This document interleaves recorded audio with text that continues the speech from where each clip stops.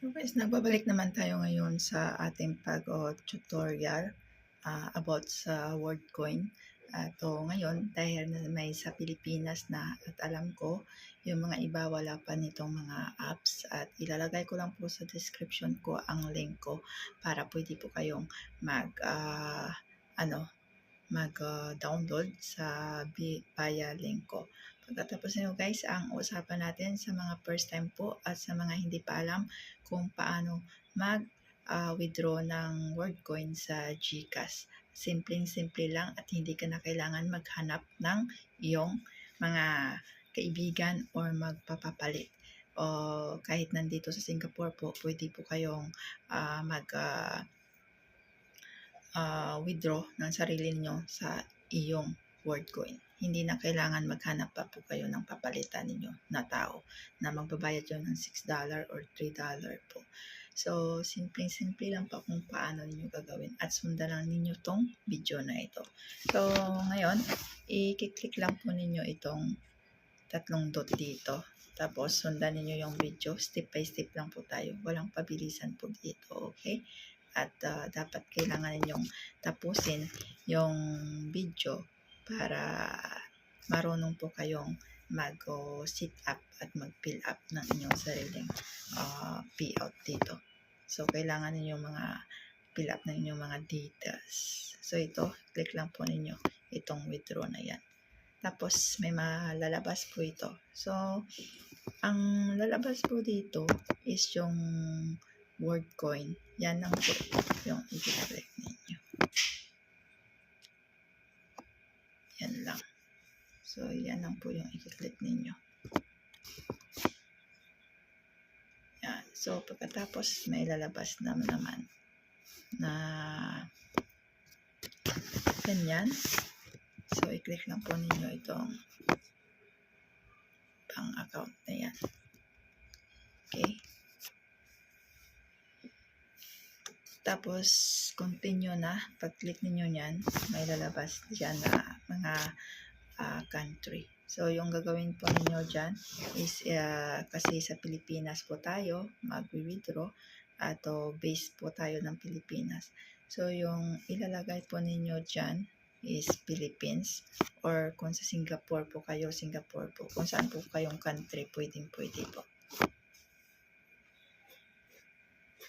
Ayan, so lumabas na yung Philippines. I-click lang po ninyo yung Philippines kanina.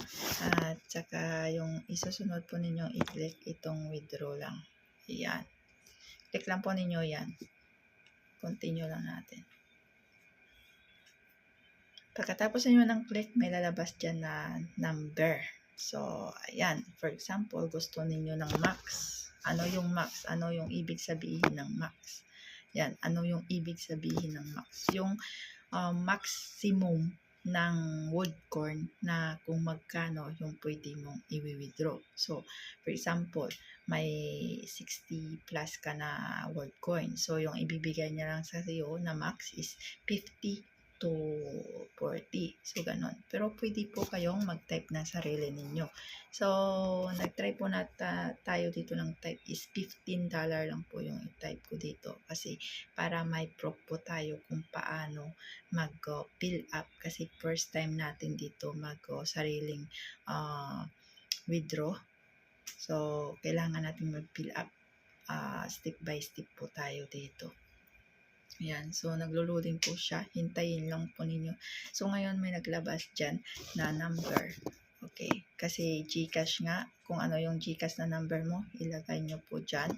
Tapos, i-click po ninyo ito. Pagkatapos, continue po tayo. Ayan. So, step by step lang po tayo. So, continue. After niyan, may lalabas na ganyan po. So, kailangan active yung number mo at tama yung number mo na nakalink sa iyong GCash. Kumbaga, yun yung ang ginagamit mo na number sa GCash. At alam naman ninyo ata yan kasi lahat naman tayo ngayon ay gumagamit na GCash. So, i-click lang po ninyo yan para sa OPT. Yan.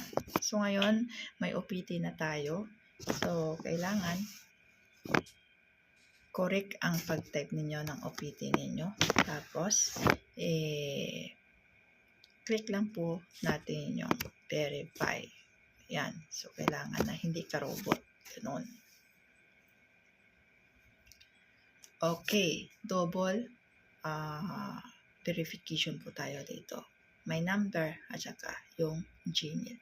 Kung ano po yung nilagay mo sa iyong GCash na Gmail, yun po yung ilalagay mo. Hindi pwedeng paiba-iba po ha. Kailangan correct po yan. At saka click lang po to. So after na yan, pag-click mo yan, may magsisend na OPT again sa'yo. So, kailangan yung OPT mo is correct din yun pag-type mo para pag-continue mo, automatic na yan na ma-receive mo. Yan. So, continue lang natin yan. Okay. Mag-a-add po tayo dito ng ating bank account. So, kasi nga, kailangan nating i-save yan. At saka, pagkatapos mo ng pindot ng add na yan, may lalabas dyan na mag-add ka ng iyong name or bank account mo dyan at saka yan. Continue lang po natin. Okay, so kanina yung pipilapan mo is yung pangalan mo at saka yung apelido mo, tapos i-continue mo lang. Tapos mag-add bank account na tayo dito. So, ito na yung add bank account. Ayan. So, hanapin nyo yung GCash dito or anong bangko na gusto nyo. Pero dahil GCash po tayo yung gagamitin natin, siyempre ilagay natin yung GCash sa taas, tapos ilagay mo yung number mo na naka-register doon sa GCash mo. So, ganun lang po kasimple. Tapos, save na. I-click po ninyo to kalimutan ko mag-araw. I-click po ninyo yan. Okay. Hanap-hanap lang po muna tayo. Kailangan natin maghanap. So, step by step lang po tayo dito. Para easy mabilis nyo malalaman kung paano gagawin. Okay? Huwag kayong mainip. Tapusin niyo itong video kasi kailangan niyo itong malaman. Kasi kung hindi niyo ito tatapusin, hindi niyo malalaman. Kasi first time mo nga. Pag first time mo, talagang magpipill up ka po ng mga details mo dito. Para next time na pag-withdraw mo, mag-click ka na lang na nakasave. Okay, adding account na. So ito na nga, adding account na po tayo. Yan. So, proceed lang po tayo. Ganyan po talaga yung WorldCoin. Mahina. At ito na nga. So, $15 kanina yung natin.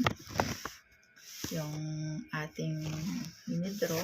So, yung equivalent ng $15 ay 900 something. Okay? 900 something. So, okay na yan.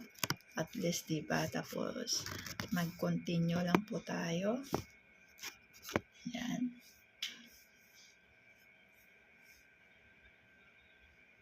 Continue lang po natin yan.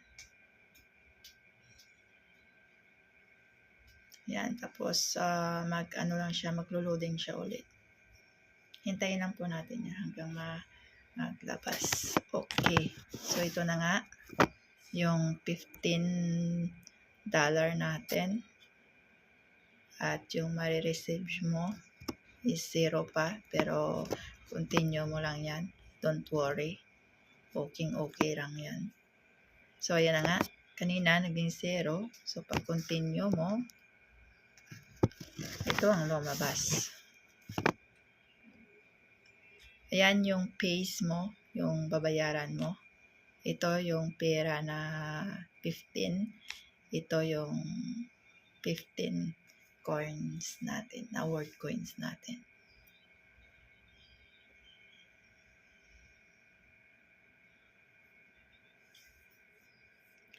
So, ayan. Tapos, continue lang po natin ulit.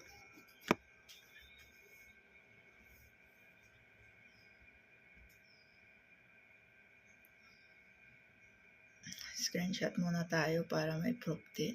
Okay. So, naging successful tayo and processing.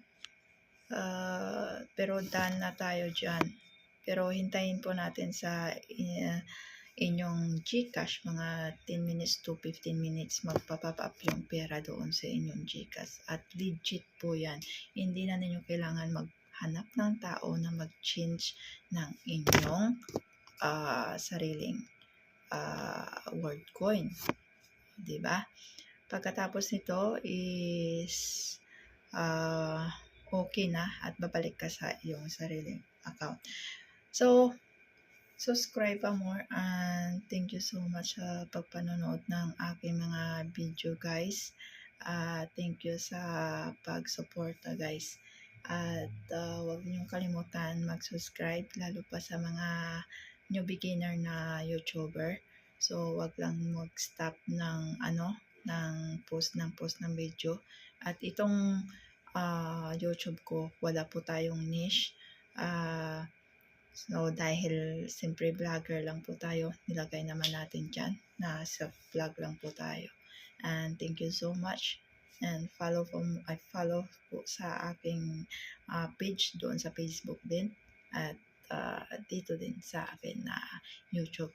Subscribe po. Huwag kalimutan mag-subscribe. And thank you so much sa mga subscriber ko. For 3,000 subscriber na po tayo. So, good luck sa inyong WordCoin. Ilalagay ko lang po yung link ko sa description. Thank you.